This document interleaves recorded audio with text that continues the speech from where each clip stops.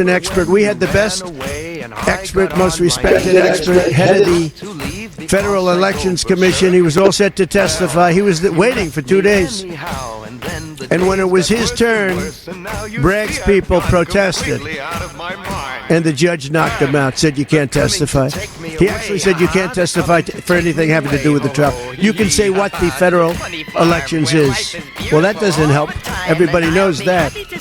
But you can't testify. So essentially, he wasn't able to testify. Other people weren't able to testify. But with these people, they were able to use people salacious. By the way, and nothing ever happened.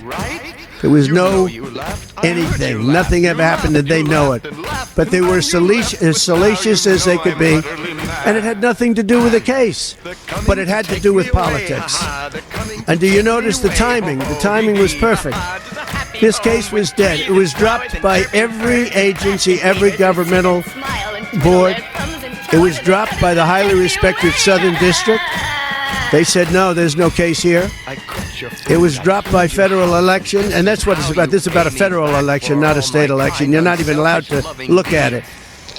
They took the state and the city, and they went into a federal election. They're not allowed.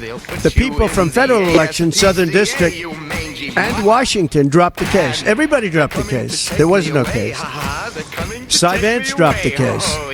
And when Bragg came in, he said, this is the most ridiculous case I've ever seen. And who would have a certain person, again, gag order, who would have a certain person like this ever testify? He said, this is essentially one of the worst people I've ever seen, ever, to testify. He said, the craziest case I've ever seen, this is Bragg.